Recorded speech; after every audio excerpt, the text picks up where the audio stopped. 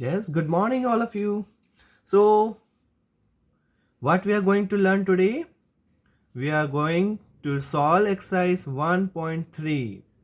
And children, we have studied in a previous class that how to prove root 2 is an irrational number. So, the question number 1 also says like that you have to prove root 5 is irrational number. तो हम करना है कि root 5 को irrational number हमको prove करना है. So हम शुरू करते हैं इसको. हम वही मेथड लगाएंगे, कंट्राडिक्शन मेथड लगाएंगे हम वापस से. तो शुरू करते हैं. कैसे प्रूव करेंगे इसका प्रूफ स्टार्ट करते हैं. Proof by contradiction method. But assume the contrary. Always assume the contrary. But let us assume the contrary.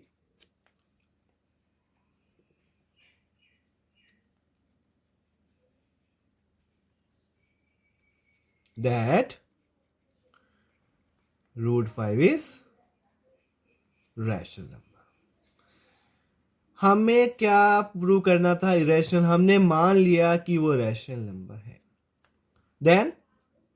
Then root 5 equals to root 5 किसके इक्वल हो जाएगा? पी बाई क्यू के.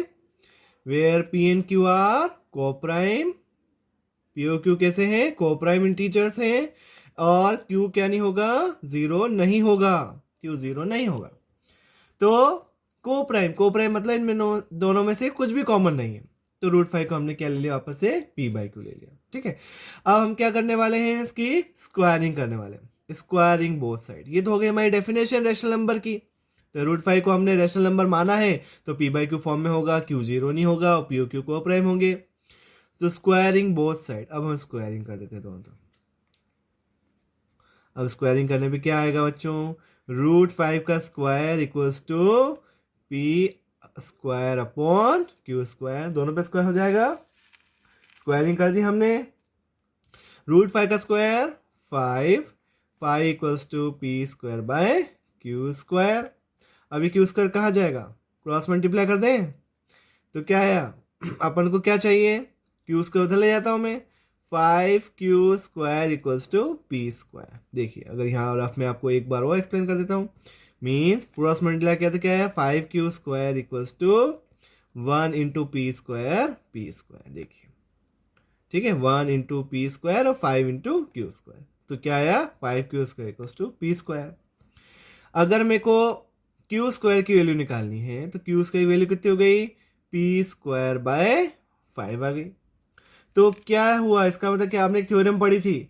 If any prime number divides any square of any integer then it divides the number divides the particular number also. Square अगर 5 जो है आपका वो P square को डिवाइड कर रहा है तो 5 पी को भी डिवाइड कर देगा as per the theorem. Theorem में क्या था कि कोई भी प्राइम नंबर डिनोमिनेटर में अगर वो कोई भी पॉजिटिव इंटीजर के स्क्वायर को डिवाइड करता है तो वह उस नंबर को भी डिवाइड कर देगा. तो 5p स्क्वायर को डिवाइड कर रहा है तो 5p को भी कर देगा.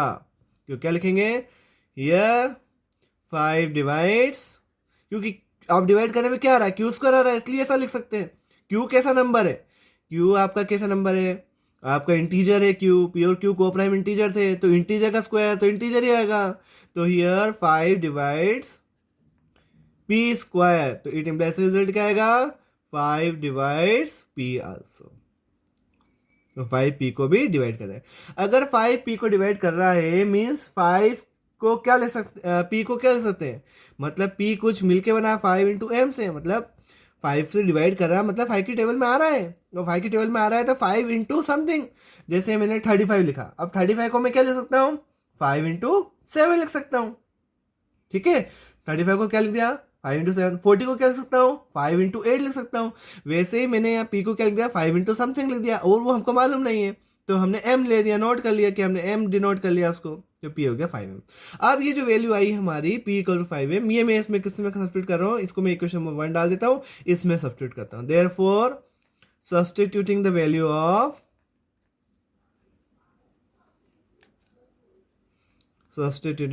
Of p in equation number 1. अब इक्वेशन 1 में इसकी वैल्यू पुटअप कर देते हैं.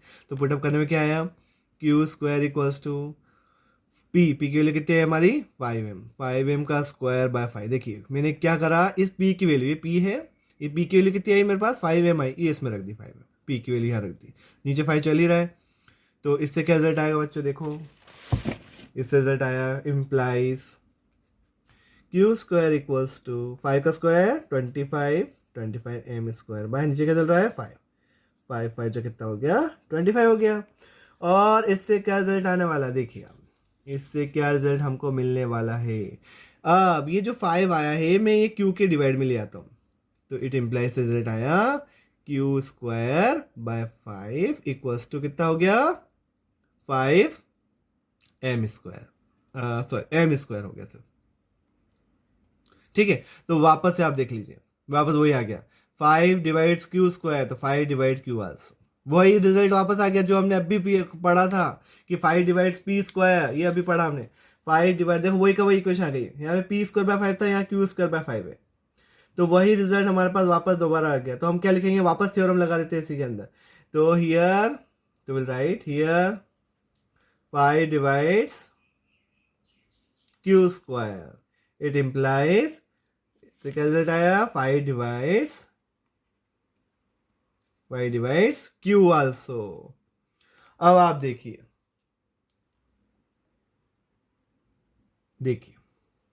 क्या रिजल्ट आया, यहां देखना 5 divides P also, 5 divides Q also, दोनों में आप देखिए 5 डिवाइड कर रहा है पी को, 5 डिवाइड कर रहा है क्यू को, मतलब दोनों बार 5 डिवाइड कर रहा है पी और क्यू को।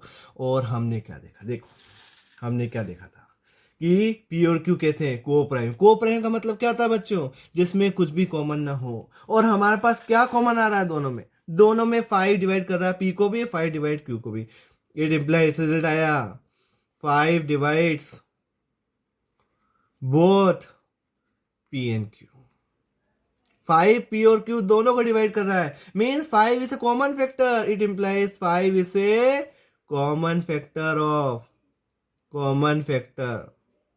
Of P and Q, 5 common factor होगा, पी और क्यू का कॉमन फैक्टर हो गया। But P and q are को प्राइम, बट पी और क्यू तो को प्राइम है, मगर पी और क्यू कैसे हैं, को प्राइम है।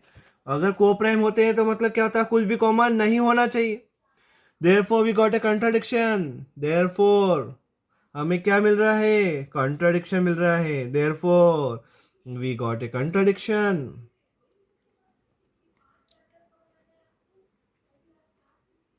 We got a contradiction. That means our assumption is wrong.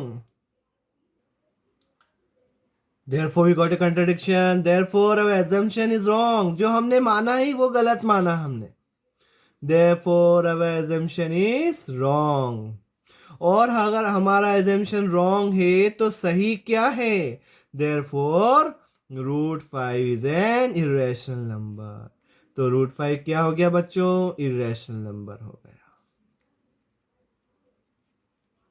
सो ये जो हो गया हमारा प्रूफ कंप्लीट हो गया। और इस प्रूफ का नाम क्या है, वापस बता दूं, प्रूफ बाय कंट्राडिक्शन मेथड। ये कंट्राडिक्शन मेथड है, मतलब जो हमको लाना है उससे हमको उल्टा मान लीजिए, हमेशा कन्वर्स मान लीजिए, जो भी प्रूव करना है उसका रिवर्स मान लीजिए। ठीक है, अंडरस्टूड। आप प्रैक्टिस करिए इसकी। नेक्स्ट क्वेश्चन की तरफ चलते हैं। Now see what we need to prove that 3 + 2 √5 is irrational number. Question number 2। So same method will apply, हमें वापस से वही मेथड अप्लाई करनी है। हम क्या बोलेंगे, क्या करेंगे, कंट्राडिक्शन मेथड से इसको प्रूव करने वाले। तो लेट अस एज्यूम, वापस अगेन वही करेंगे, स्टार्टिंग से करना हमको। Let us assume the contrary, let us assume the contrary.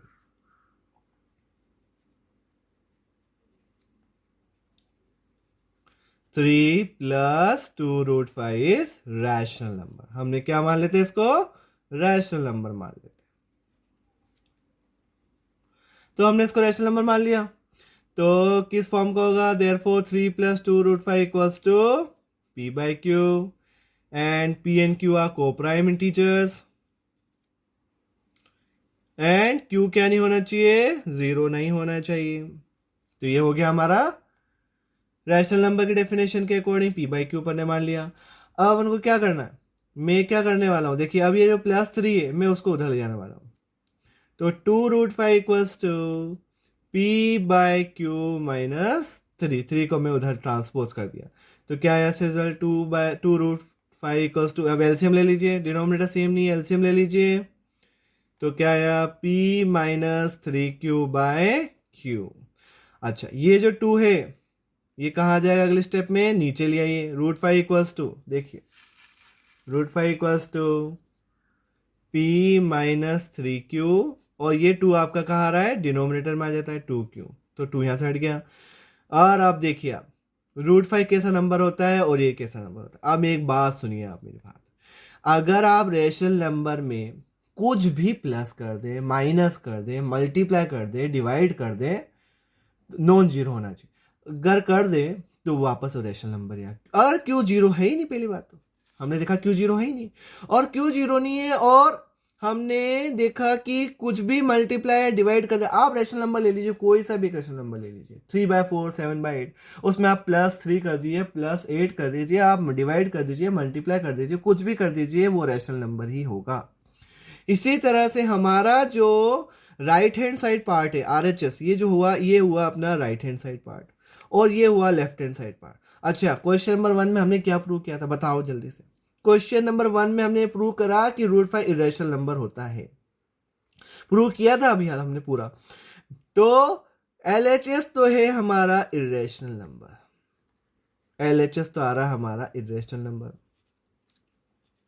और RHS आ रहा है हमारा रैशनल नंबर, रैशनल। अब बताइए क्या रैशनल इरेशनल के इक्वल होता है क्या?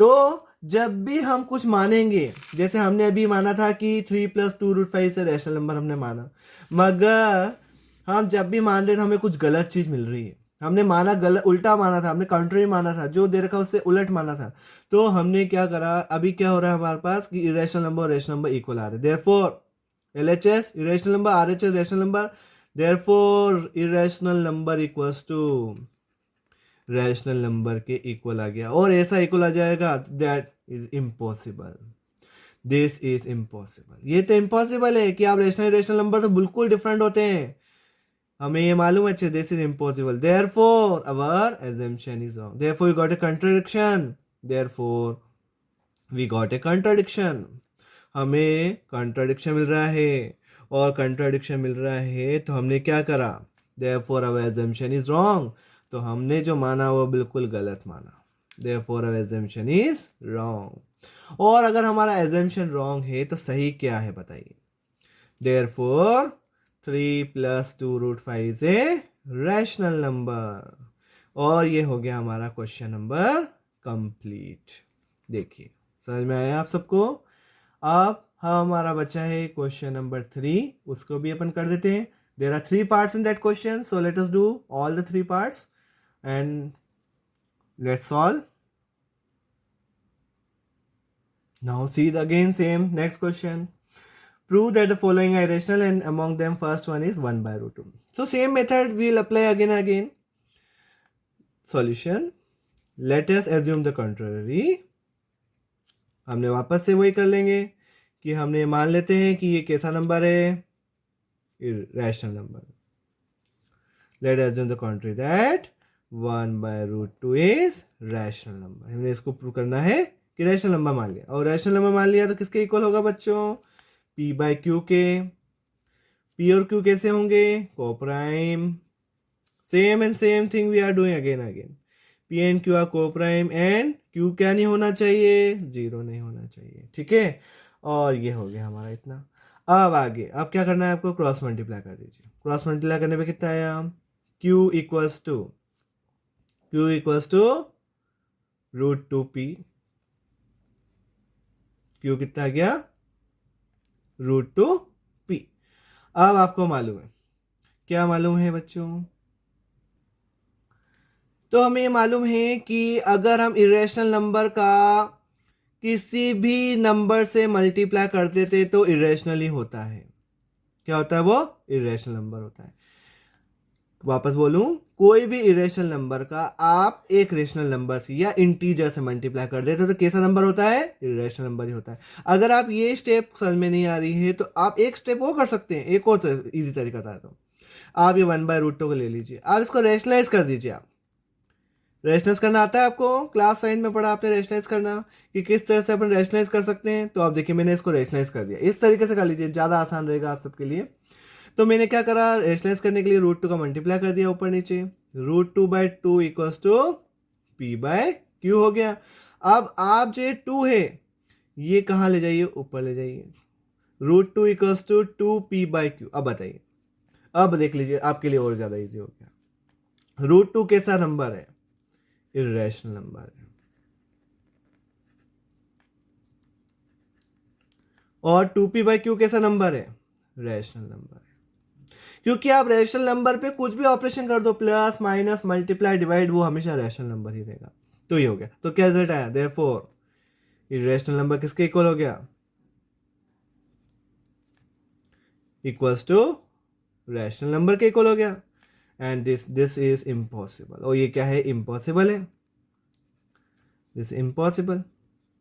Therefore we got a contradiction. हमें कंट्राडिक्शन मिल रहा है, हमको गलत चीज मिल रही है। Therefore we got a contradiction. और हमें कंट्राडिक्शन मिल रहा है, सही क्या? Therefore our assumption is wrong. हम लिख देंगे हमारा जो अजम्पशन है वो बिल्कुल गलत है, हमने जो माना वो गलत है। तो सही क्या है? Therefore 1/√2 is an irrational number. तो ये हमने प्रूव कर दिया कि 1/√2 कैसा होता है? इरेशनल नंबर होता है। Understood children? और अब हम क्या करने वाले हैं? सेकेंड क्वेश्चन करने वाले हैं 7/7 को। और थर्ड पार्ट आपको होमवर्क है, आप खुद करिएगा third part. So let us assume again the contrary. Let us assume the contrary, that √5 is rational number. अब हम इसको रैशनल नंबर मान लेते हैं। वापस से वही काम करना है, उल्टा मान लिया। Therefore 7√5 इक्वल्स टू क्या हो जाएगा? p/q के। p और q कैसे हैं? को प्राइम इंटीजर्स। एंड q क्या नहीं होना चाहिए? 0 के इक्वल नहीं होना चाहिए। अब क्या करने वाला? बहुत इजी स्टेप में करने वाला। ये जो 7 है मल्टीप्लाई में, ये इधर ले जाइए डिवाइड में। तो √5 की वैल्यू कितनी हो गई? p/7। देखिए तुरंत आंसर आ गया। √5 कैसा नंबर है? इरेशनल नंबर है। p/7 क्यों कैसा नंबर है? रैशनल नंबर है। तो इरेशनल नंबर रैशनल नंबर के इक्वल होता है कभी? नहीं, कभी नहीं होता है। तो क्या लिखेंगे? This is impossible.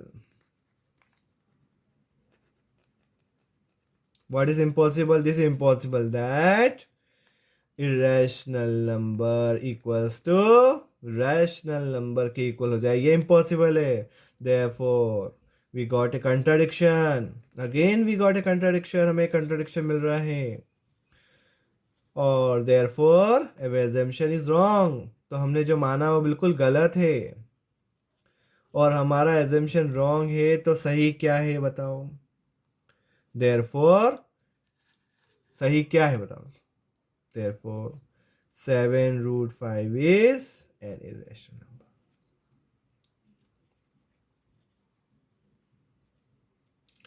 अब आप जो क्वेश्चन नंबर थर्ड है वो आप ट्राई करिए, वो है 6 + √2। जो थर्ड क्वेश्चन है वो क्वेश्चन नंबर 2 का बिल्कुल 2 कॉपी है, आप कर सकते हैं बहुत इजीली। ठीक है, तो आप करिएगा सब जगह। तो होप आपको आज का वीडियो पसंद आया होगा। तो अगर आपको पसंद आया है तो प्लीज़ लाइक करिए, सब्सक्राइब करिए। Thank you so much for watching this video.